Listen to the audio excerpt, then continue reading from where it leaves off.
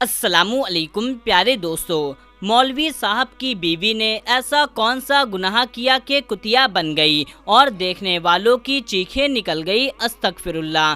دوستو یقیناً یہ سن کر کے آپ کو کافی عجیب لگ رہا ہوگا، لیکن بنگلہ دیش میں رہنے والے ایک مولوی صاحب کی بیوی کتیا کی شکل اختیار کر گئی اور پورے گاؤں میں تہلکہ مچ چکا تھا۔ ہر کوئی اس خاتون سے دور رہنے لگا۔ وہ خاتون آخر کس وجہ سے کتیا بنی اور اس نے ایسی کون سی غلطی کی کہ جس کی وجہ سے اس کو ایسی سزا اللہ تعالیٰ نے دی، اس پر اتنا عبرتناک عذاب نازل کر دیا، یہ تمام تر تفصیلات ہم آپ کو آج کی اس ویڈیو میں بتائیں گے، اسی لیے ویڈیو کو پورا ضرور سے دیکھیے گا۔ دوستو اللہ تعالیٰ نے جہاں مرد کو عورت کا محافظ قرار دیا ہے، وہی زمانہ جاہلیت کے تمام رسم و رواج کو ختم کرتے ہوئے عورت کو اس کا اپنا ایک مقام اور مرتبہ دیا ہے، اور جتنی عزت اسلام میں عورتوں کو دی گئی ہے اتنی شاید کسی اور دوسرے مذہب میں خاتون کو دی گئی ہو، لیکن جب وہی عورت گناہ سرزد کر دے تو اللہ تعالیٰ اسے عبرت کا نشان بنا دیتا ہے۔ آج کی یہ ویڈیو ایک ایسی خاتون کی ہے جس کے بارے میں سن کر کے آپ کے رونگٹے کھڑے ہو جائیں گے اور آپ فوراً اپنے رب سے توبہ کرنے پر مجبور ہو جائیں گے۔ یہ واقعہ بنگلہ دیش کے شہر ڈھاکہ میں پیش آیا، جہاں پر موجود ایک قصبے میں مسلمان کی کثرت بہت زیادہ تعداد میں پائی جاتی ہے۔ اس گاؤں کے ایک مولوی صاحب تھے جو بڑے ہی نیک اور دیندار قسم کے تھے۔ ان کے ہوش سنبھالتے ہی ان کے والدین کی وفات ہو گئی۔ اس کے بعد 3 چھوٹے بھائی بہن بچے ہوئے تھے۔ انہوں نے سب سے پہلے اپنے بہن بھائیوں کو اپنے پیروں پر کھڑا کیا اور ان کی شادیاں کروائی۔ سب کی ذمہ داریوں سے فارغ ہونے کے بعد جب انہوں نے خود پر توجہ دی تو ان کی عمر کافی ہو چکی تھی۔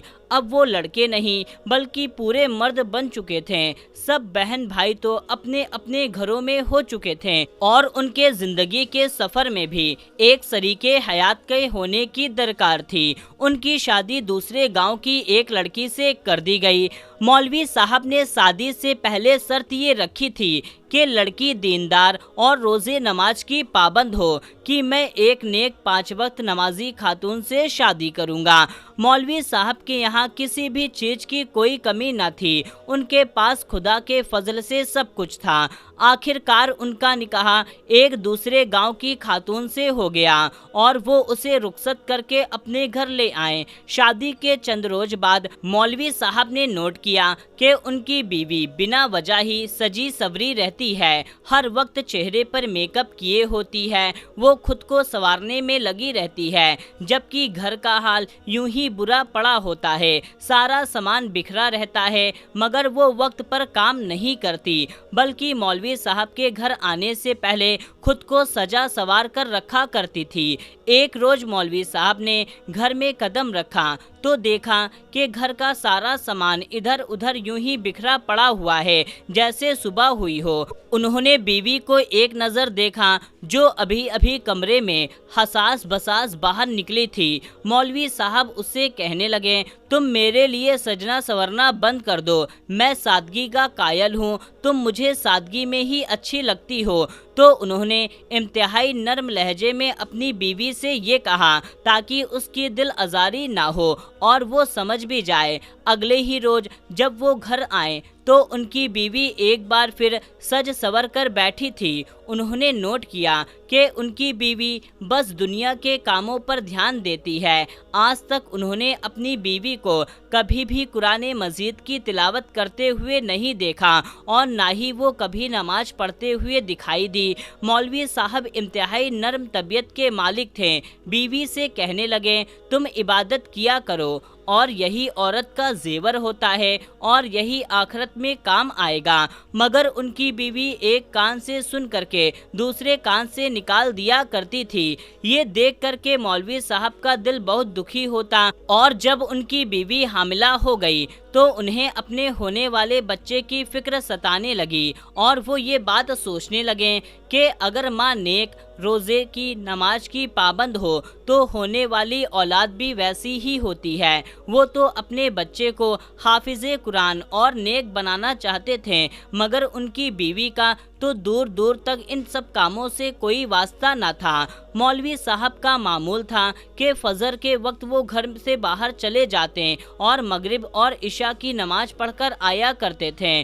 ایک روز ان کی طبیعت تھوڑی خراب ہو گئی اور وہ عصر کی نماز کے بعد گھر چلے آئیں تاکہ تھوڑی دیر آرام کیا جائے۔ مسجد میں آنے والے بچوں کو دوسرے قاری صاحب پڑھا دیں گے۔ وہ یہی سوچتے ہوئے بوجھل قدموں کے ساتھ گھر کے جانب چلے آئیں۔ گھر کے دروازے پر پہنچے تو گھر کا دروازہ کھلا تھا۔ انہیں یہ بات بڑی عجیب لگی۔ وہ تو خاص تاکید کر کے جاتے تھے کہ گھر کے دروازے کو بند ہی رکھنا، مگر یہ کیسے کھل چکا تھا۔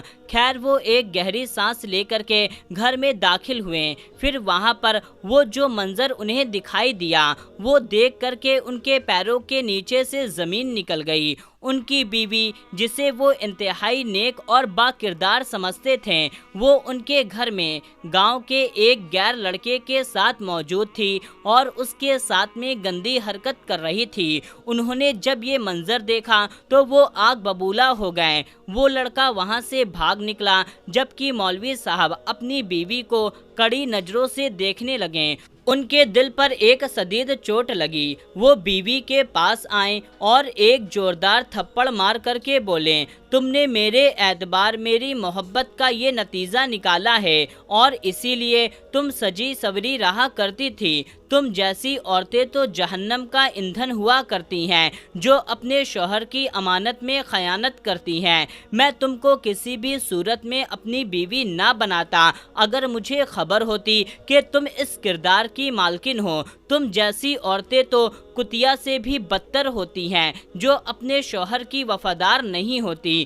مولوی صاحب بس اتنا کہہ کر کے واپس چلے گئے اور مسجد میں جا کر کے ورد میں مصروف ہو گئے۔ وہ اپنا دھیان بھٹکانا چاہتے تھے اور خدا کے ذکر میں مصروف رہنا چاہتے تھے۔ وہیں اس لڑکے نے پورے گاؤں میں یہ بات پھیلا دی کہ مولوی صاحب کی بیوی بد کردار ہے، اس کا گاؤں کے کئی لڑکوں کے ساتھ چکر چل رہا ہے اور مولوی صاحب سب جانتے ہوئے بوجھتے ہوئے بھی خاموش ہیں۔ گاؤں والوں کو جب یہ خبر ملی تو مولوی صاحب کو تنگ نظروں سے دیکھنے لگے۔ اس روز مولوی صاحب کی طبیعت خراب تھی، وہ مسجد میں ہی سو گئے۔ فجر کی نماز ادا کرنے کے بعد جب وہ گھر پہنچے تو جو منظر دیکھا وہ دیکھ کر کے ان کی چیخیں نکل گئی کہ ان کی بیوی کمرے میں کتیا بن چکی ہے۔ اس کا باقی دھڑ انسانوں جیسا ہے مگر اس کا چہرہ اور جسم بالکل کتیا جیسا بن چکا ہے۔ یہ دیکھ کر کے تو مولوی صاحب کی آنکھیں کھلی کی کھلی رہ گئی۔ وہ فوراً کمرے سے باہر نکلے۔ ان کی بیوی جو کتیا بن چکی تھی ان کے آگے ہاتھ جوڑنے لگی۔ وہ کچھ بولنا چاہتی تھی مگر سوائے کتیا کی مخصوص الفاظ کے اس کے حلق سے اور کچھ بھی نہ نکل رہا تھا۔ یہ خبر پورے گاؤں میں جنگل کی آگ کی طرح پھیل گئی۔ جو بھی یہ خبر سن رہا تھا وہ مولوی صاحب کے گھر آ کر کے یہ منظر دیکھ کر کے کانوں کو ہاتھ لگا رہا تھا۔ مولوی صاحب کی بیوی چند گھنٹے ہی زندہ رہی اور پھر وہ تڑپ تڑپ کر کے مر گئی۔ مولوی صاحب بے حد دکھی تھے اور خدا کے حضور اپنی بیوی کی مغفرت کے لیے دعا کرنے لگے۔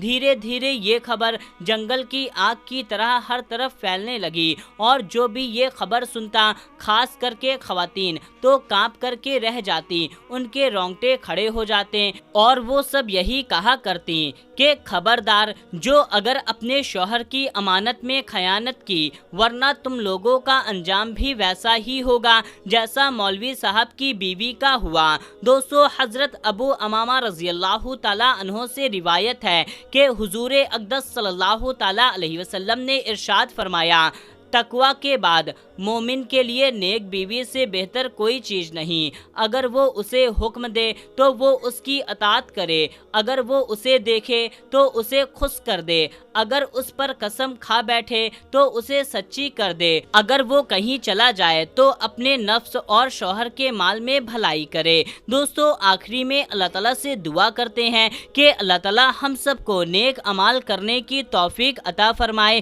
اپنے نفس کو قابو میں رکھنے کی توفیق عطا فرمائے، 5 وقت کا نمازی بنائے، آمین یا رب العالمین۔ دوستو آج کی اس ویڈیو میں بس اتنا ہی، کمنٹ میں آمین ضرور ٹائپ کریں۔ ملتے ہیں تب تک کے لیے، السلام علیکم، اللہ حافظ۔